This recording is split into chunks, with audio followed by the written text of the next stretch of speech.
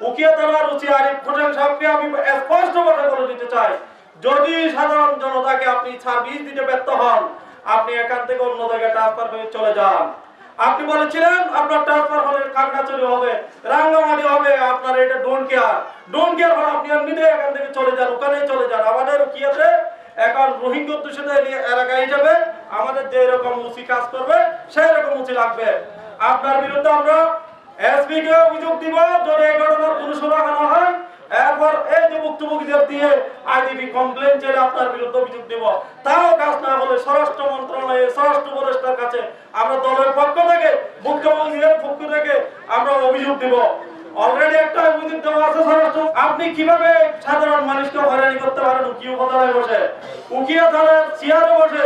কোন সাধারণ মানুষ যদি হয়রানির শিকার হয় বা গণ অধিকার পরিষদের যোগাযোগ করবেন, ইবাদত তার হুজার ইবা এডিশনাল এসপিও আর উকিয়া মানুষের যদি হয়রানি করে, আই শেষ পর্যন্ত সাহায্য তার ক্ষমতা কতটুকু আছে, তার পরিচয় কতটুকু পর্যন্ত আছে, এর আর সাহায্য দিন ইনশাআল্লাহ।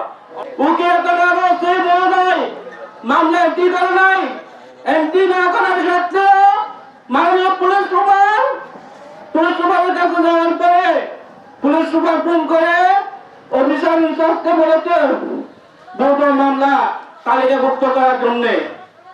কিন্তু আমরা এসপি মহোদয়ের সাথে সাক্ষাতের পরে আমরা ওসি সাহেবের কাছে এসেছি। ওসি সাহেব আমাদেরকে বসায় রেখে গোপন করতে গিয়ে লেনদেন শুরু করেছিল। কেন আজকে স্বাধীন বাংলাদেশে আমরা বসবাস এসেছি, কেন আমাদেরকে হয়রানি করতেছে? আমি আজকে প্রশাসনের প্রতি দৃষ্টি আকর্ষণ করছি, অতি দ্রুত আসামিদেরকে আইনের আওতায় নিয়ে আসেন, না হয় বাংলাদেশ গণ অধিকার পরিষদের নেতৃত্বে আপনার বিরুদ্ধে আন্দোলন গড়ে উঠবে ইনশাআল্লাহ। কথা অনুদানে বুঝেছে এটা হুজুর সন্তান ভিতরে মানে খেলাধারার বাইরে আনারা খেলাধারার ভিতরে আনারা দিন মানে খুশ কমিটি আছি এটারা সাদাবাজি তোমার বেশি করে আয়তারা আরো মানা উচিত। মানা করার কারণে এটারা আরে দীর্ঘদিন মানে তারা ঘটনা করে, শেষ পরে তারা 20-40 জন অস্ত্র যায়, লম্বা 30 লইয়ের অস্ত্র লই লোয়ার মাতুল লই ইলে যাইয়ের মানে গোদুয়ার বাঁধলে বাদে তার আর বইনর পুতর বউরে মানে নির্যাতন করছে, মারধর করছে, বানিরে মারধর করছে, আর বইনরও মারধর করছে।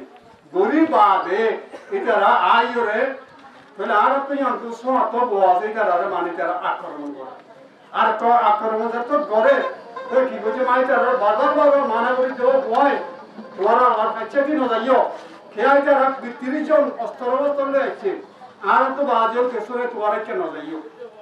মনিয়া গুরু ভাইয়ের মনিয়া আমাকে ডেকে বলছে, দেখে ওনার পর যখন আমি যাওয়াতে উনি স্পষ্ট ভাষায় বলছে আমাকে দুনিয়া থেকে বিদায় করে নাকি আমাদের পেটা করে লাগবে। আমরা জানি পুলিশ বাহিনী হচ্ছে এলাকার জনগণের সেবার জন্য, শুধু টাকা ডাহাতি করিয়ে আজি আছে আমি মরে গেল তারপর পয়েন্টে এখন টাকা হয়ে গেল বলিয়ে ব্যবস্থা করে তোরে দিবা নাকি মাঝে গুরু হইয়া অতদের রাসুল গরু বললে কাটিয়া অতদের গরু হোক